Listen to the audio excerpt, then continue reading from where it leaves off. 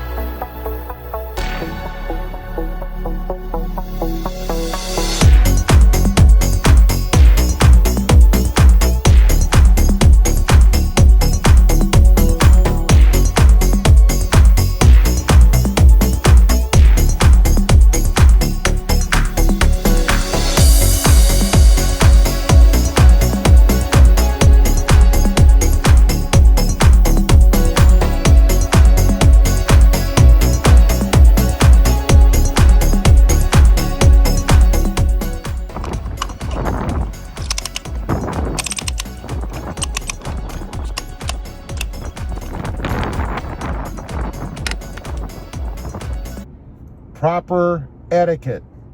Well, what you should do today. This is hand sanitizer. Put a little dab on, because you know I touched the gas thing out there and the door on the entry and all that stuff. So we got to do what we got to do in today's environment. I know I still have the mask on, right? I'll be taking that off here in just a second. Believe me, I am not one of these people who ride around with a mask on.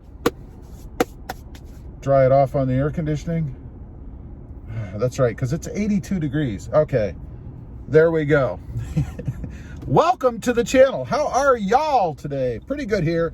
So I've been thinking, what would I do if an opportunity came up to trade off my Jeep Gladiator? Let me get a little sip. Got to have a little bit of the green nectar here in the morning. That's good. Good stuff. Get you going, man. There's more caffeine in that than there is in coffee. It's crazy. So anyway, what would I do if the opportunity arose to trade off the Gladiator? I've had some gremlins and stuff. I've talked about that on the channel many, many times. And the other day, I had an interesting comment and on the channel, on this channel actually, somebody, and I'm not going to mention names or anything, but somebody had told me, a nice blue Tacoma there, awesome.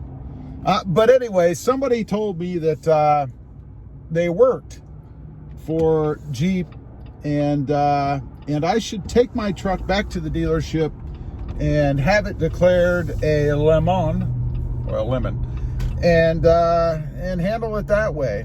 And I did respond with a comment asking, what their position and rank was within Jeep, and if they could help facilitate that. They're high enough up in the company, and they are really caring about, their reputation and Jeep Gladiator owners, then maybe they should do something. So anyway, it got me to thinking, and I was actually talking to my mom this morning, another Jeep Gladiator owner, about this, and I thought, if Jeep were to step up and offer me a replacement truck, even the same truck. I'd take a Jeep Gladiator Sport S equipped the same way as what I have, then sure, why not? Why wouldn't I do that? Particularly if they can offer one that didn't have any gremlins or issues, right? I mean, I would do that. Why wouldn't I do that? And then I got to thinking even further. You know, Jeep does have the Mojave out there, right? And I believe soon the 392 is going to be coming to the Jeep Gladiator, which I would love to have. I mean, that would be awesome, right? But I thought, you know, for a decent deal, a really good deal actually, I'd be willing to trade my Sport S in on a Mojave under the guise, I guess, of the lemon law. And I'm not sure I really believe it's a lemon. I mean, at this point, yeah, there's been some gremlins and things, and this stop-start recurrence is just continuing to happen. I actually have the stop-start activated right now. Somebody had suggested on the channel, well, why don't you let it run and cycle through and see if that makes any difference?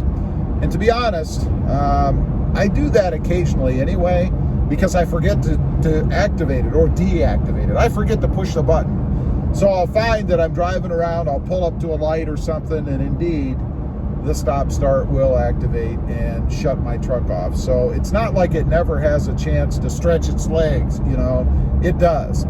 So I don't really believe that's an issue. I don't think the system cares whether you push the button or not. Who knows though, maybe it's got a little evil in it, and it's teaching me a lesson for not using it. I don't know. Maybe the government put that in, right? If you don't use it, we're gonna give you problems. We're gonna make you use it. I don't think that's the issue, but it's on right now. You guys may have heard, I don't know, a couple minutes ago when I stopped, it did activate. So yeah, I think if the opportunity arose, I would trade my Jeep Gladiator in for another Jeep Gladiator. I do love the truck. I wouldn't get rid of the truck. I think the only way I would probably leave the Jeep Gladiator is if it developed some sort of an issue that it wouldn't run, that I couldn't depend on it, right?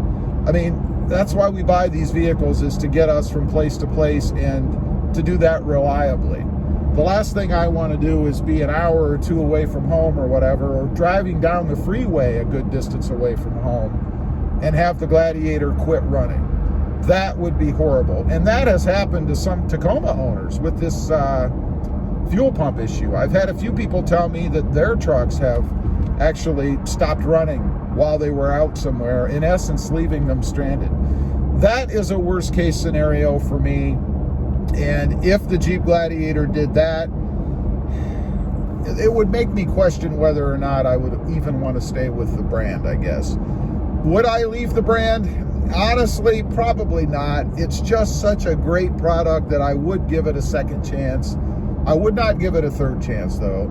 If I had a replacement and it left me stranded somewhere, that would be it for me. I would just chalk it up to a horribly unreliable product and not something that I am willing to waste my time on. So anyway, I just wanted to get on here, kind of talk about that for a minute. It's a very interesting proposition, especially since I got a message from somebody, and who knows if it's real or not, I don't know. And I appreciate, you know, the person stating that, especially being associated with Jeep, but whether anything will come of it, I don't know. I sure would appreciate it if it did, though.